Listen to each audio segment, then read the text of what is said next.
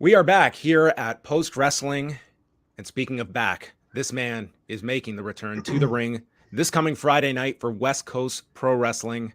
After a small break of 1,350 days, Chris Hero Wow. returning to the ring on Friday night against Timothy Thatcher. And he is here joining us on Post Wrestling, I think, to kick off what'll be a big week, the return of the hero himself, Chris Hero, here on Post Wrestling. John, I didn't know you were a math magician. You know what? Well I done. can't claim to be a mathematician, but Google is, and it tells me 1,350 days since March the 7th of 2020 for NXT UK. A battle royal in which I was eliminated first. But it still counts. It still counts on Cage Match, counts. Chris. That was a crazy weekend, man. That was we heard about the coronavirus. We flew over anyway. I was nervous. Sure. Everybody else seemed to be okay. People that you would think would know were like, you know. But I was really stressed. And then we flew home, and then that's when you started seeing the masks pop up, and I was like, oh, yeah. So crazy time. 3.5 years have passed, and here we are. Did you, like, obviously at the time, no one's predicting what would come with the pandemic, but at what point did you believe like this was going to be such an extended time away from the ring? Was it just a lot of outside of the ring circumstances, or was this almost a conscious effort that you wanted a bit of a break? Well, if there was no pandemic and I just happened to be released, I'm sure I just would have hit the ground running and started working on shows, whatever was open, try to find the hottest places, try to find some places that had good energy, and just I would have started to get at it. But the caveat was people were traveling like we weren't in a pandemic, and performing in front of crowds of strangers like we weren't in a pandemic. And I was just like, man, I don't know, man. It just stressed me out too much. I wasn't comfortable with it. So that was my initial thing. I'm like, well, because eventually, the moment news got out, I had like a video and I had like a graphic with like the Cassius Ohno boots, like it left in the ring. So like my mindset was, okay, I just can't wait to get back and start doing some stuff. But, circumstances. And after it had been a little while and people were starting to come back more, there were crowds at bigger shows, I was like, okay, I want to come back, but where? Like I had, heard, had some nice offers from a lot of different people, but, and they weren't bad, but it just didn't have that feeling. I wanted to find something that I was really genuinely excited about. And I just couldn't see myself anywhere really, just the different offers that I had. And some of them were, what's the follow-up going to be? Some of them were, this is too short of notice. But then, it's like, I'm looking for this perfect scenario that just doesn't exist. Right. And then also weighing heavily on me was how fast the pro wrestling news cycle is, and how this is my example. I've probably even said it on your show before. It's like Mania weekend. There are 20, 30, 40 shows, right? And there's some really fucking good wrestling. There's a lot of the best wrestlers in the world all converge in that area, and they just have these great matches. And then when the week is done, fans only have the capacity to like retain so much. And I just didn't want to come back and then have like, oh, I'm back. And then, all right, cool. Right. So an example of this was I started working on a podcast with Conrad Thompson. Right. Mm-hmm. And I really enjoyed it. Conrad was great. We recorded, I think, about 11 episodes of various things, but it just, I wanted more out of it. And I just didn't want, I wanted everything I did to be like must see. I wanted it to be appointment viewing, appointment listening, whatever. And then it just, I don't know. I just kept feeling like, oh, this is kind of tough. Right. So we moved up to Charlotte, and then I took a hiatus from the podcast, which ended up being indefinite, right? But then I started noticing like people a year and a half, 2 years later, hey, how's the podcast going? I'm like, Oh, damn, I only interesting. did like 11 episodes. So like, but people see a thing, but unless it's in their immediate peripheral, they just think that it exists and they don't have a reason to seek it out. Right. So I didn't want to come back and be like, putting my all and effort into all these matches and try to build these things just with a limited reach, if that makes sense. It, I want it to be memorable, and I feel like I didn't have the perfect situation. So I was able to get with West Coast Pro, a place that I really, truly believed in, and a place that believed in me. And we were able to create what to me feels like the perfect scenario.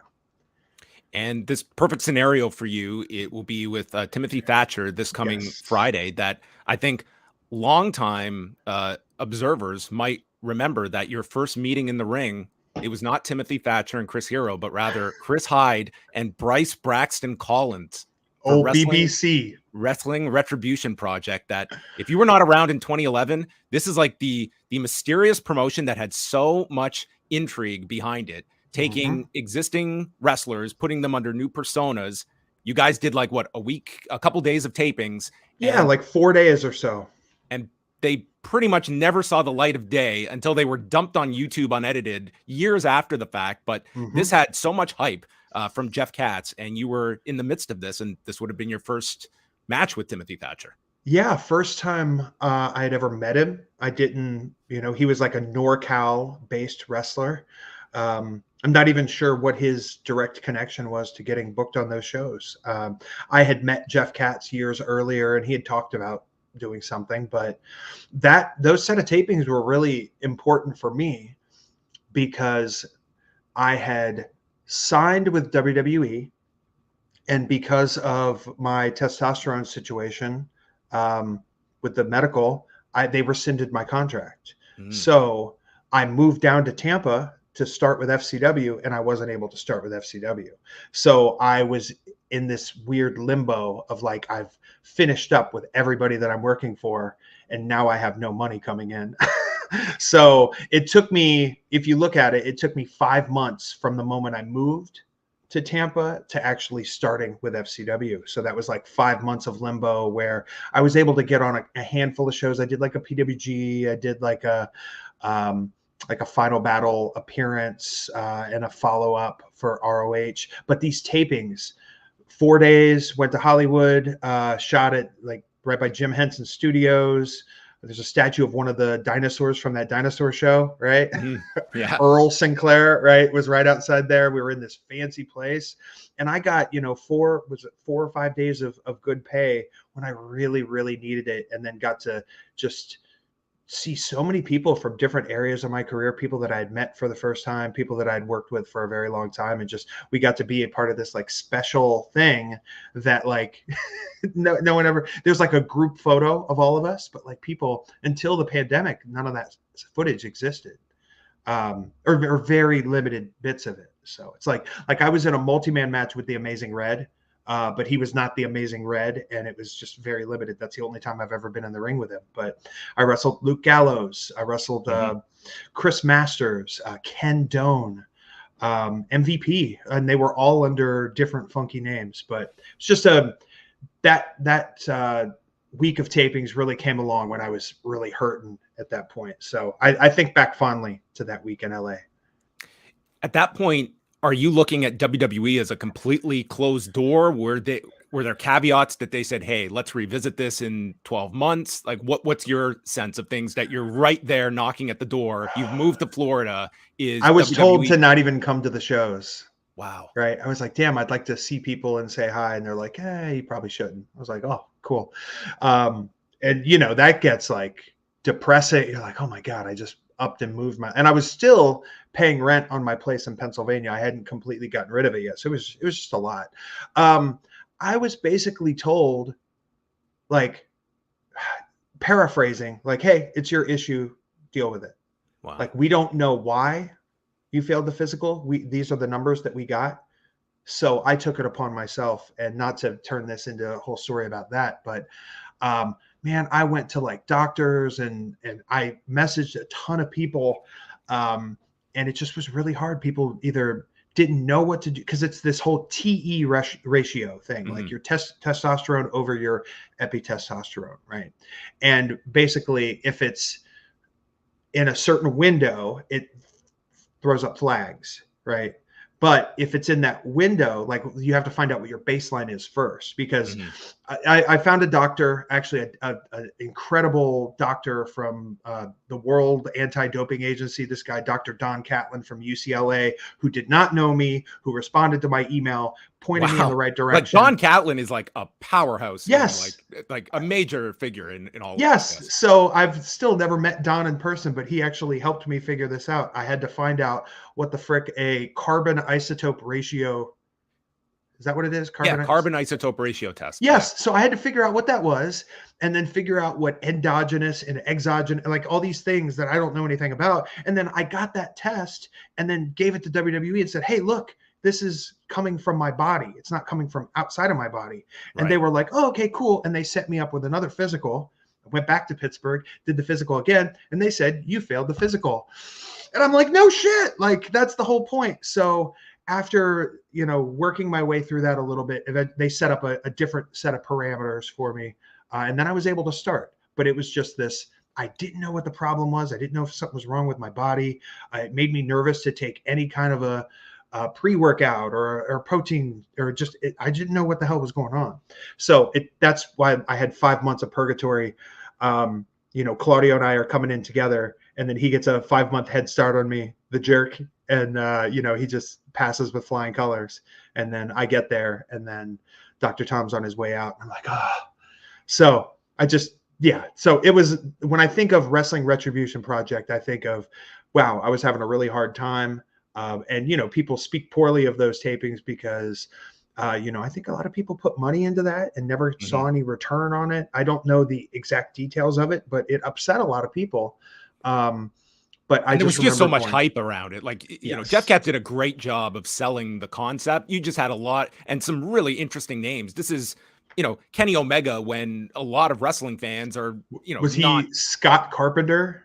Oh, some of the names here, like Father Dante, Concrete, Punchline, Stan Shooter. I mean, they were just like all brand new names. Chris Hyde, of course. Chris Hyde. Ferris Gotch. Wow. Yeah. And man, every now and again, that'll come up in a locker room conversation. We're like, what a weird, crazy time that was. And this was, for the listeners, this was like a precursor to Lucha Underground, because that's what he wanted it to be. He wanted it to be episodic, weekly on Netflix, but it just it was not. And you can watch the footage back and go, oh, there's something there, but that's not it. Getting back to the match for Friday, and again, this will be streaming live Friday night from San Francisco, and it will be live and free on YouTube, so you can follow their YouTube page, West Coast Pro Wrestling, to check out the match. And at what point was the decision made that this is my return match, and how long has this been in the works for you, getting set for Friday night? I knew I wanted to do something, but I just didn't know what it was. So I had, last year, over a year and a half ago, Rachel and myself went out to West Coast Pro. She had a match. I had a seminar. I did a signing. And I just got to watch, not the whole show, but a good amount of the show. It was from the State Room in South San Francisco. I met Scott. I spent a little time with him. We went to a Warriors game. Like, it was just, great weekend. And I came away from that feeling like, man, I think I could, you just see, I feel it's like what a hobbyist mechanic, when he sees like an old, like a car that he's like, ooh, I want to fix that up. I want to get a fender for this, and I want to put this engine in there, whatever. That's kind of how I felt with West Coast Pro. And that's not to make people think that there was anything wrong with West Coast Pro. It's just an independent wrestling company, right? With independent wrestlers from all over the world going out and having the best matches they could have. But, I see things in a different way. And I was like, oh, if this was moved around, or if we did this, or, you take this person, because you go to a show, if you're somebody like me, you go to one of these shows, and it's like flattering. It's like super flattering, but then it's also like difficult, because people will be like, hey, can you watch my match? Will you watch my match? Will you, whatever. And more often than not, I will watch, and I'm more than happy to give my opinions. But also, when you don't know somebody super well, you don't know how, not how honest you can be, but how How it elaborate will be you can be. received. Yeah, yeah. And because just because somebody asks for feedback doesn't mean they want it, right? Or they want a specific type of feedback. So if I don't have relationships with people, I have to build that relationship. And as time goes on, that's when I start to get in a little bit more, because I want them to know how I think, so that when we're watching a match back, they do something and they're going to look at me and they're going to know what I'm going to say anyway. That doesn't mean they have to do it. It's just, hey, when this situation presents itself, this is what I would do. So try that and see how it works for you. Something very simple that's a funny thing that comes up with me and one of my guys is 99 times out of 100, when a wrestler is climbing to the top rope, you can tell by their urgency or lack thereof if they're going to get cut off or not. You can just tell. They take a second. It's like climbing a ladder in a ladder match. All of a sudden, your feet are 500 pounds each, and you're like, and then you stop, right? So we don't want to do things technically in a deficient, like a technically deficient way that telegraphs the next part of the story to the audience. It's like directors and writers, they write their stories in a way to have you come to a conclusion, but you don't want to give away the finish before the finish is there. And also certain things affect the fans emotionally more when, like, for instance, if I tell somebody to climb to the top rope and they're going to get cut off in superplex, right? Mm-hmm. I say, within the context of the match, don't sell, don't ignore what's happening, but like climb up like you're going to fucking hit the move. Climb up exactly like you're going to hit the move and make him come stop you. Don't slow up so that he can catch up to you, because then there's just this slight moment of cooperation where it's not like the fans aren't going to forgive it. They don't really even care, but it's not going to be as impactful when the thing happens. But you see it. Somebody climbs up. Imagine like Shelton Benjamin. He would always do that run up to the top rope, right? Imagine if somebody's taking their time and they see Shelton start to gear up and then he runs to the top rope and jumps. It's going to get a great reaction. But if that person catches, sets him and then darts out there and climbs up to the top rope, no business, and he fucking launches himself up there, the reaction's on a different level. And then you just hook the fans a little bit more, so the next thing you do gets a bigger reaction. So that's a very small moment of a match, but I can go into a 10 or 15 minute thing about it. And I don't always feel comfortable doing that with somebody that I don't know, because I don't want to be too aggressive. I don't want to give unsolicited advice. So it's sometimes at these shows, it gets a little tricky. But I just felt really rejuvenated seeing the fans, watching the show, being around Scott. And then fast forward, he approaches me again at the end of last year. And we're like, oh, man, let's talk at the beginning of next year about doing something. I want to get in. I want to format the shows. I want to produce the shows. I want to give every match attention before and after.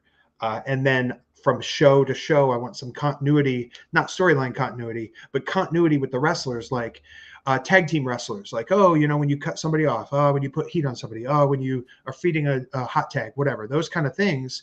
I want to see that development over time. But like, I want them to see it, and I want that light bulb to go off. And it's really gratifying when you see somebody like figure it out and then they come back from a match. The match doesn't even have to be the best match, but something has to work. That happened the other night at AEW when I was working with somebody, and it was a dark match. It wasn't even on TV. There was just a thing or two about taking a second and looking this way, doing that. And it just felt really good to see them like, yeah, that was awesome. And I heard the referee, and I live for those moments. So I was able to work with Scott. He gave me a lot of freedom.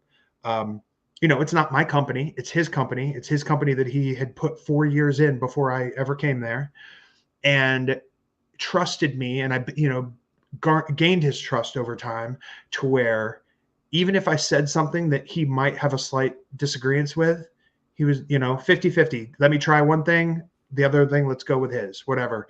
So over time, working with him, working with Vinny, I don't know, man, it just felt good. It felt like, I felt like I was part of something.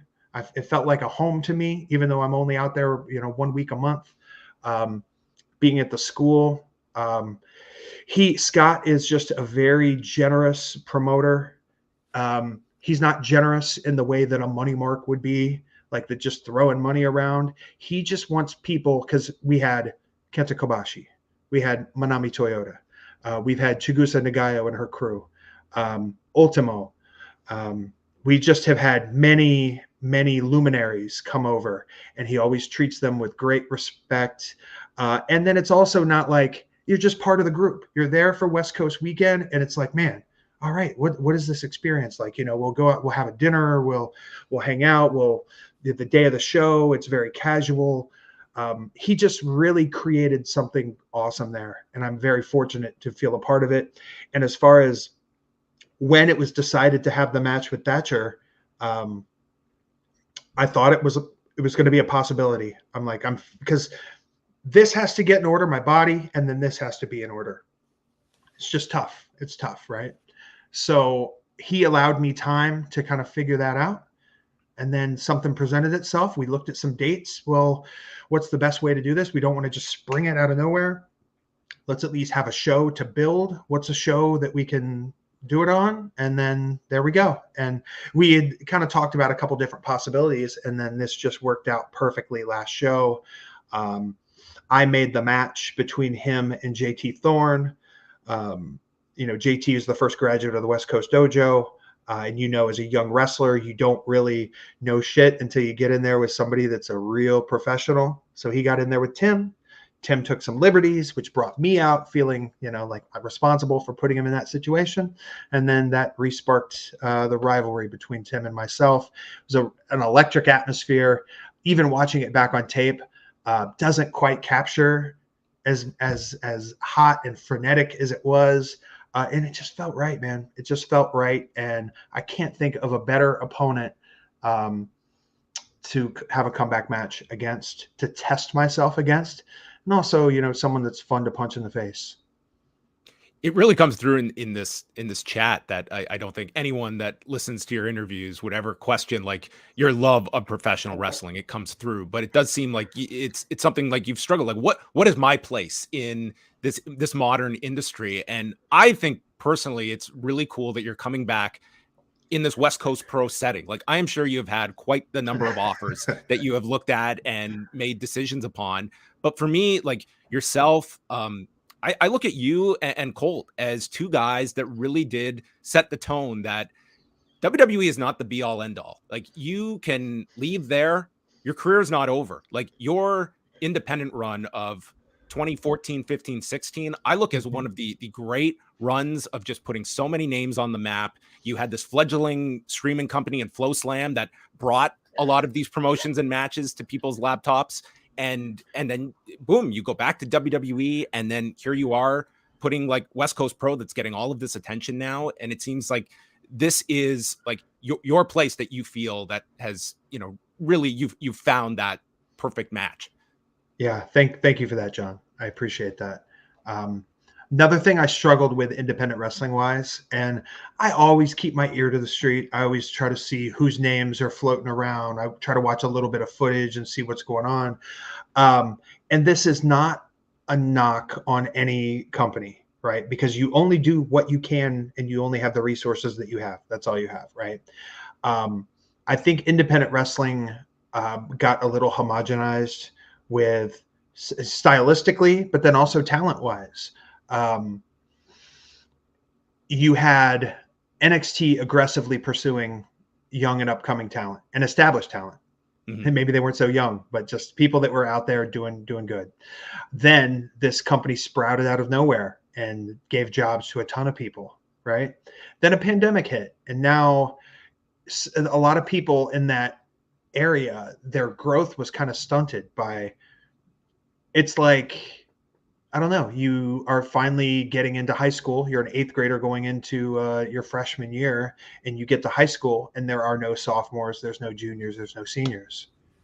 It's not the same experience, right? You could still learn, but there's just something about that experience in general of being around people that have been there and have done that. And also, you can't lose who you are in the process. Like every unique talent has to figure out that thing about them that's unique. And some people may try to suppress it when you're trying to like, you should do things this way or do them that way, or this gimmick is dumb, like whatever. Like, but people have to figure it out for themselves. So there's just a bit of a gap between my most recent run on the indies and now.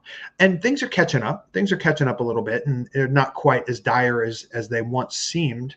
But you can watch a clip online of an independent wrestling show of somebody doing a move, and it's very possible that it's a move you've seen done by 100 people, right? It's two guys that you're familiar with. The ring, there's nothing discernible about the ring, the venue, the fans, the whatever, and you're kind of like, this clip could be attributed to any of 6, maybe 7 promotions out there.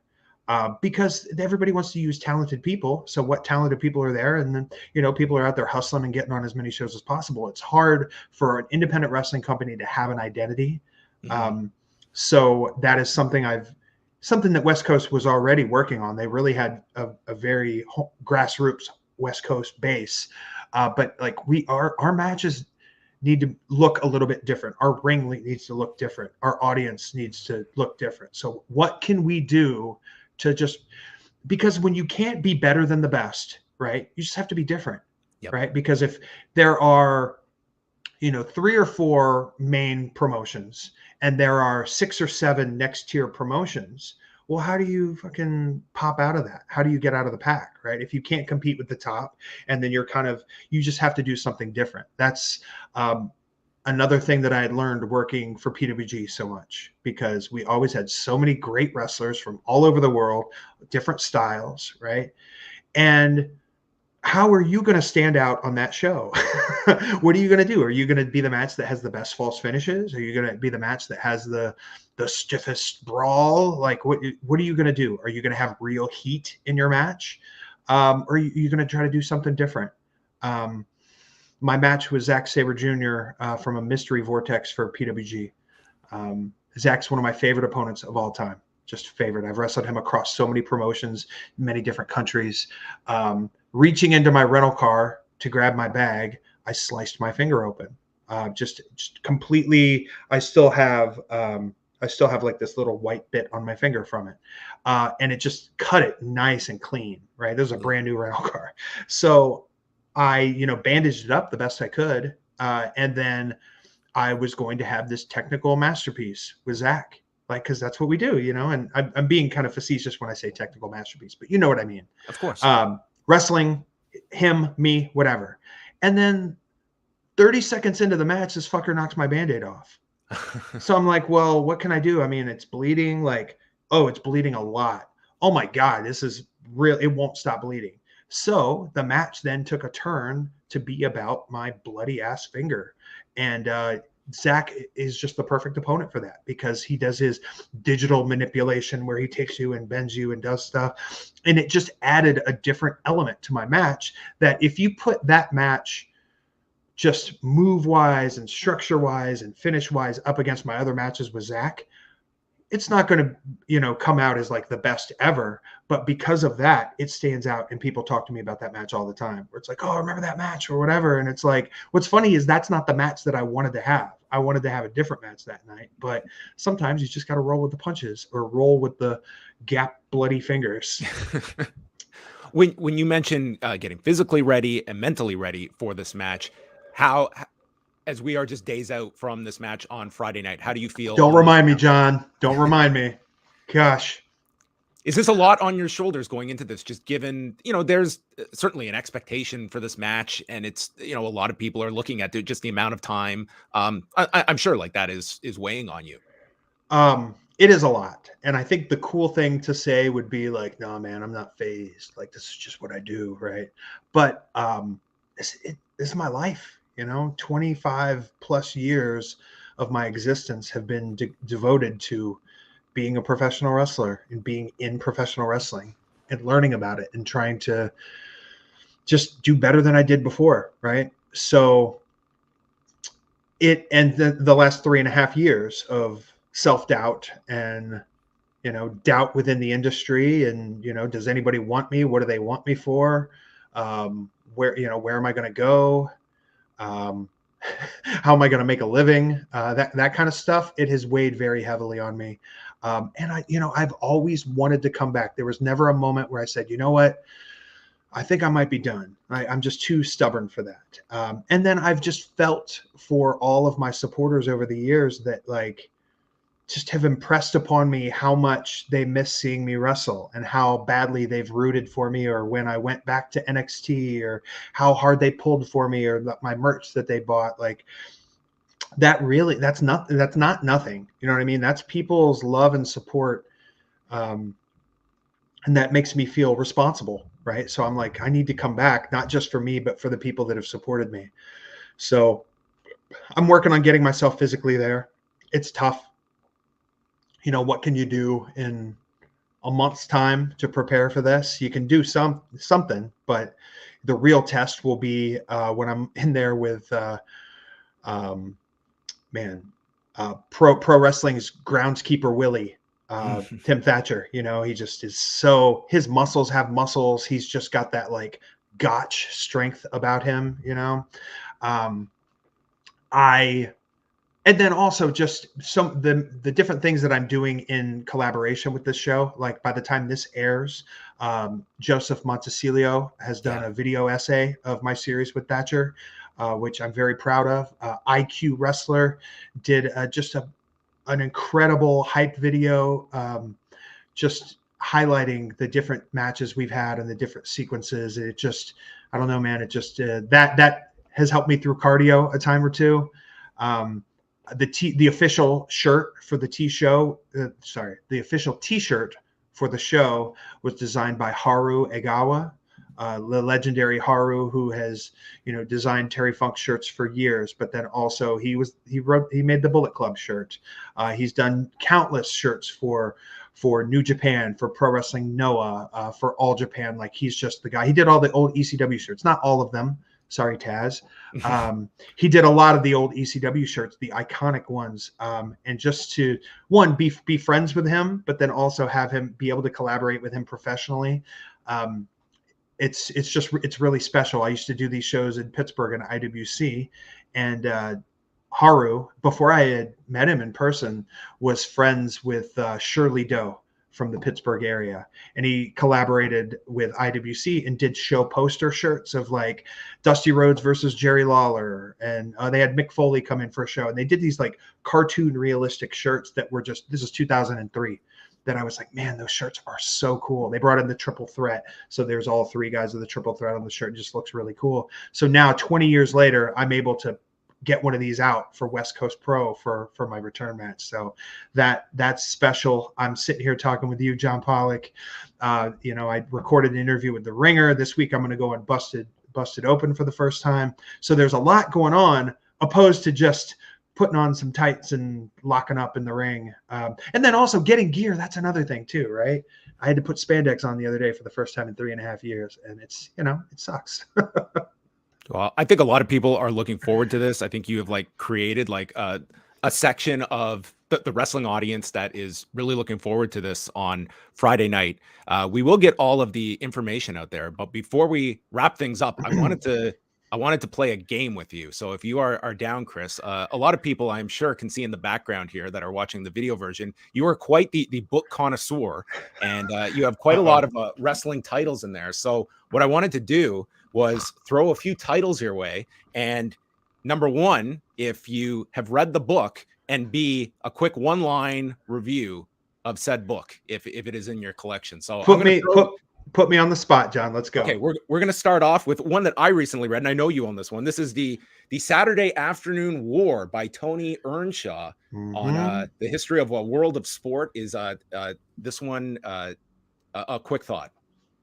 I'm just so I didn't even grow up with that era, but I kind of like wrestling grew up on discovering Johnny Saint and all of those guys. So it's very nostalgic for me. And there's so little information about them out there. So that John Lister's book, I love.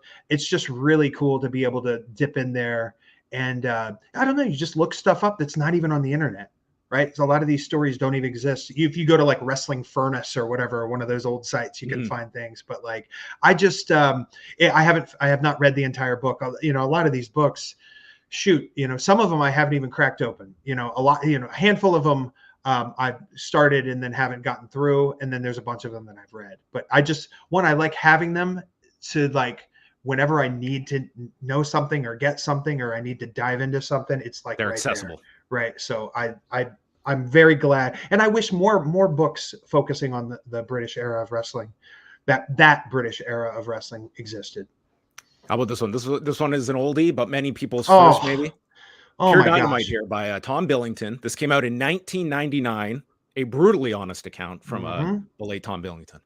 Yeah, I borrowed that book in the year 2000 from my. He would go on to be my roommate, Mark Wolf, and it's crazy. I'd been wrestling 2 years at that time, but my knowledge of Dynamite Kid was very little. I knew the British Bulldogs, and I knew that people said Dynamite Kid was good. But reading that book, and it's a very cynical take on wrestling. It's very honest too. Yep. It's just, I think Mick's book came out first. They're both right around the same time. They're right about the same time. And like those two books were like must read for fans of pro wrestling, and then also people in the industry. And it's important to, I think Dynamite's book was like the prototype for Brett's book, because Brett was very honest and very in-depth and detailed. And it's like, you could see, even though they clashed and butted heads on some things, but you could see like, oh, there's where some of that blunt honesty comes from. And that book is great. Regardless of what you think of Dynamite as a human or the things that he did in his lifetime. But I definitely would recommend that book. This is a rare one. I don't know. This one might not even be in Chris Hero's collection. If it is, I'll be impressed. This was sent to me actually by a listener. This is Stranglehold by the former voice of the AWA, Larry Nelson. This book, my review, insane. That's my review. Okay, that's my one-word review. Okay, so I do own the book. Oh, wow. I have not read it. I believe, I forget where it came from. Somebody gifted it to me. When you have the reputation of being a wrestling nerd like I do, I'll just have people that like read books and they finish them and go, hey, here you go, have this one. So, there's a good portion of books on that shelf that were gifted to me from people. Larry Nelson. The thing I remember of him is the Derek Dukes, Colonel De Beers angle. Oh, yes. And he's like, he wants, Colonel De Beers wants to paint Derek Dukes white. And then like, Derek Dukes is like, I'm gonna get him. I'm gonna paint him white. And Larry Nelson is like, oh God, like he's so satisfied by this threat. It's a great YouTube video if you check out Larry Nelson, Derek Dukes. That's awesome. If you can get your hands on this book, it's a wild read from Larry Nelson. I'll do two more here. Okay, now this one, George Hackenschmidt. The Way to Live. Have you ever seen this one? I do not have that book. No. Yeah, this is one that a friend of mine actually saw and thought of me. So I have not read it myself, but I was going to throw that out. And the final one here, okay? We're going to go off kilter here. Showtime by Jeff Pearlman. This was the book that inspired Winning Time, the late great Winning Time, which was my favorite show on television that got canceled. Oh my gosh, pour one out for that series. I haven't even finished season 2 because it just it's such a depressing end. Like it's like the series can't end on this note. That's all I'll say. Yeah, what a great bombastic series. I'm really hoping that there's a groundswell to kind of get that picked up somewhere and done. But you got to finish the story. Man. Here, let me contribute a moment to this game. Give me one moment. Oh, let's do it. We're going to now. If you see in the background here, this is quite the impressive shelf that I have seen some close-up photos of in the past, and this inspired such a game here to go into our collective wrestling book collections and see what Chris is going to be pulling out here. Now, if you're just listening on audio, we are 3 stacks deep here into Chris Hero's personal collection of wrestling books. And I'm wondering how obscure he is going to go. All right. He has grabbed a few titles and he is now returning. And let's see what is in the very prestigious Chris Hero collection of books. Okay, maybe you put some Jeopardy music on. Oh no, I did commentary of you did going commentary. and staking out the picks. Okay, so these are just 3 books that I love for different Okay. reasons. The first one is this just incredible 85 years of Lucha Libre. Oh wow, this I do not have. I have. It is a very thick book, and it's just so many great photos and just there's some paintings throughout. I will say that I have not read this book. I've read bits of it. It's obviously in Spanish, but just an exceptional history of Lucha Libre CMLL. We talk about historical UK books. I mean, Lucha books, especially in English. I mean, you would just love to. It's a very undercovered like massive area of professional wrestling. And it's a bit promising that some of these older luchadors are doing long form interviews now, right, where they'll talk about stuff. I'll see either Lucha Blog or Rob Viper kind of talk about it, and it's like, these wrestlers that weren't the stars, but they worked with all the stars. So it's really interesting to get their takes, and I hope that someone is out there cataloging all of this so we can have a frame of reference. Right. That and translating all the Japanese books. When I was over in Japan and just seeing all these books, and I was like, oh my goodness, the cottage industry that could be translations of yes, and that's a conversation I've had many times. One of my very good friends, his name is Eugene Nagasawa. He is a professor on philosophy of religion.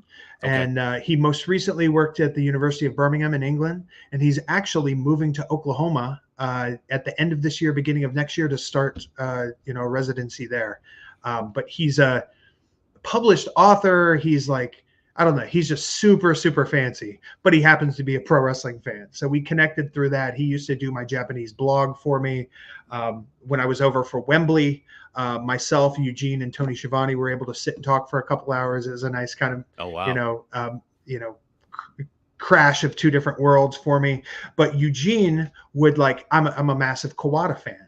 So he would read the Kawada book, and if there were certain parts that were interesting, he'd be like, hey, he tells the story, he did this and whatever. So I have these emails and messages with just, these different stories in there, and whenever there's something, I've got a number of different resources when I'm trying to get some details on something, but he's a person that I really go to a lot to just kind of, because these people are gold mines when it comes to. It's so fascinating. All of these things, all those different books. Another one of my favorite books is a very hard one to come across. Hey boy, where'd you get them ears? Yeah, I have heard of this book. I have not read this book though, but I've got a photo of the man, Paul Bosch himself. Wow, look at right this. Inside. It's just a great book. It's from a different time. There's obviously a lot to glean from it. Mm-hmm. But man, just he was so instrumental in wrestling, and not just him, but the people that he influenced, and all the people that became bookers that worked with him. It's just an incredible resource, and one that I absolutely love. And this is a different kind of book. This is more of like a tutorial kind of book. This is Gene LaBelle's Grappling World, the Encyclopedia of Finishing Holds. A classic here. And it is, look how massive. Look at this thing. This is the 3rd edition with over 950 finishing holds. And just Gene, aside from knowing his shit, he's just a funny guy. He's just pokes fun at himself. There's a lot of, technique photos, but there's also illustrations, and he talks about biting people and grabbing their hair, and it's just what a funny guy. And this is one that is good to pop in a wrestling ring sometime and try out a couple of these holds. It's just a gold mine. Maybe we'll see some of those techniques on Friday night. Yeah, I should bring it with me. There you have it. You'll know the source if you see any of these. But this is great, Chris. We will have John, to. Do you mind if I run down the card? Let's go. I wanted to get all the information out here. So again, it's coming up Friday night. And if you're in San Francisco, you can go to westcoastpro.eventbrite.com. And then for everybody else, it's on YouTube at West Coast Pro Wrestling. And Chris, why don't you go through some of the highlights of the card? I'm just really proud of this locker room. it's a dash of international. You have guys that have worked for big companies. You have guys that have worked internationally. You have people from different countries. But then you also have the homegrown Bay Area talent, or just California in general. So it's just, I'm really proud of all of these guys and girls. We've got Kevin Blackwood kicking it off with the Crazy Cajun, Jaya Jewel. Sandra Moon, she came back from a successful tour of Marvelous not too long ago. She's back. She's facing Rachel Ellering, someone I'm a fan of, as you may have heard. Derek Dillinger, he's got a mystery opponent, which, was supposed to be JT Thorne. Poor guy got injured, got shit kicked by Thatcher. So now we got a mystery opponent. And I really love having surprises. I just love rewarding the people that are there. I learned that a long time ago. And I mean, this is an announced surprise, but I also think there's value in just, we were able to we had a bonus match 2 shows ago in Los Angeles because some talent became available. We booked them and then that was that whole Black Taurus situation, and we're sure if he was going to make it. He ended up making it.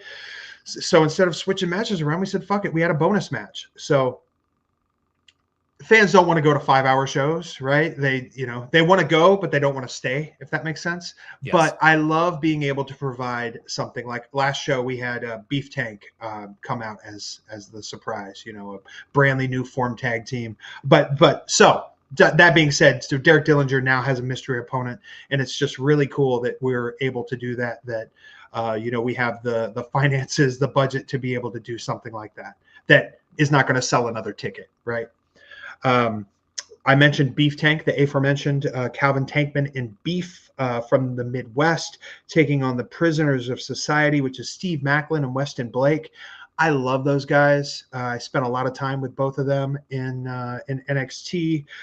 Blake in particular, also, he was a Dory Funk guy, and I did some of those camps back in the day, and just a great guy. And these are just 2 physical throwback pro wrestlers. And I just thought, what a hell of a match this is going to be. Guys that have never even met each other before. And just, I think that's going to be a sleeper.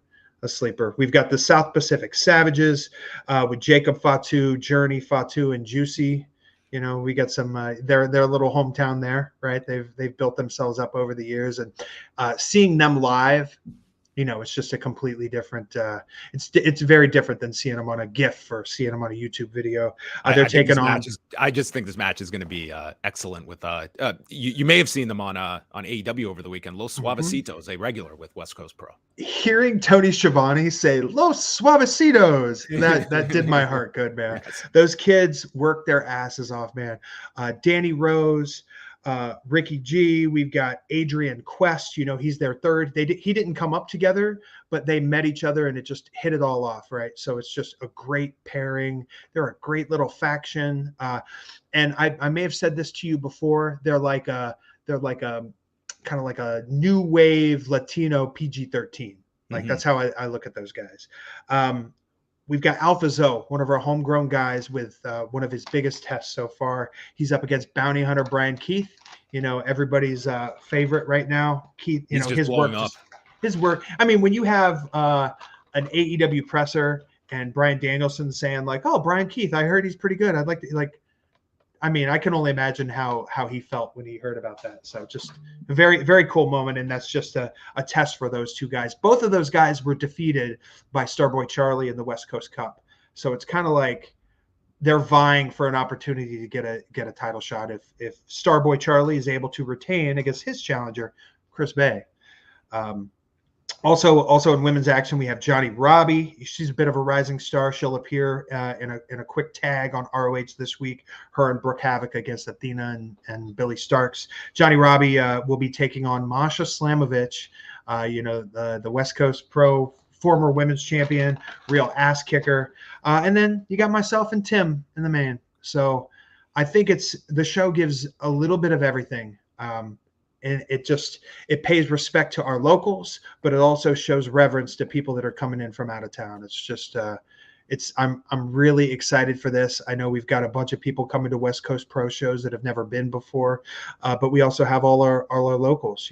We've got people that will be at this show that were in attendance for my actual first match with Tim Thatcher, Mania Weekend 2015, right down the street in San Jose. That was a very special match for me. That was my first time really wrestling Thatcher. He wasn't Bryce Braxton Collins, but it's just really cool that, people will be able to, watch us in the ring, and they'll have been there 8 years ago. So it's important for me to reward those people that have been patient and have supported both Tim and myself over the years. Well, as Chris Hero said a year ago with the great Andrew Thompson of Post Wrestling, I will say that I am content, but I'm not satisfied. I got plenty more to do, and I think I have something. My body of work speaks for itself, but I think I have something in here that can really change things, and I'm going to keep working toward it. And it all goes towards this Friday. Chris Hero in action against Timothy Thatcher. YouTube, West Coast Pro Wrestling. And Chris, I could chat with you for hours. It's always great to catch up with you. All the best going into Friday night. A lot of people excited for this one, and we will be watching on Friday. And I hope we get to do this again sometime soon. I can't thank you enough, John. I always appreciate our talks. I'd love to do a follow up on this. I also want to chat with Andrew again. So yeah, let's in the coming months, let's get back together. All right. That's going to wrap it up. Again, check it out this coming Friday night. West Coast Pro Wrestling on YouTube. Timothy Thatcher in action against a returning Chris Hero, ending the streak of 1,350 days.